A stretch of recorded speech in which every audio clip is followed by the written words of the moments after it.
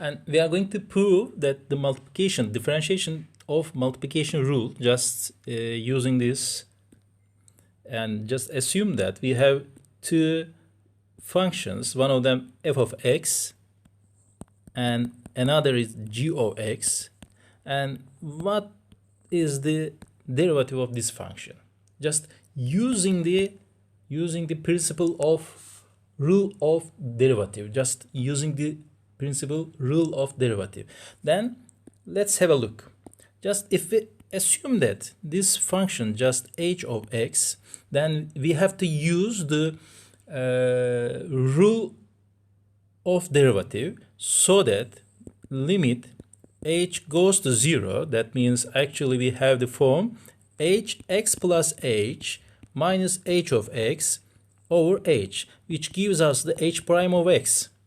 Then if we write h of x instead of this product, we have limit h goes to 0 f of x plus h times g of x plus h, and let's say here minus f of x times g of x. And you will see what I wrote here, just make a difference here, and you will see that if we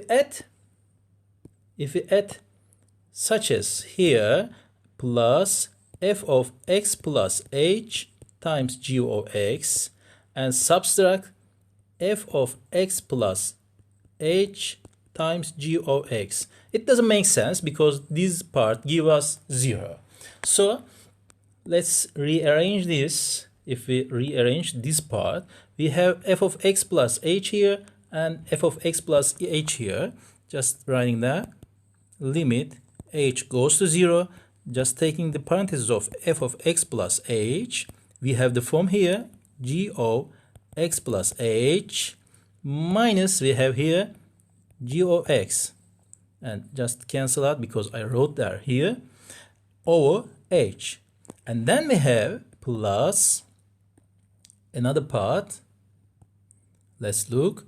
We have this part and this part, and we have the common parenthesis g of x, limit h goes to 0, just taking the parenthesis of g of x, we have the form f of x plus h here minus f of x over h. Actually, if you look at here, this part gives us the g prime of x, and this part gives us the f prime of x. If you write here h goes to 0, we have the f of x, then we have f of x times g prime of x, this part, and this part we have g of x times f prime of x. So we have proved that this, if we have two functions, just multiplication of two functions, and then we have f prime of x times g of x, as you see here, plus g prime of x times f of x. That's the rule. From now on we will use.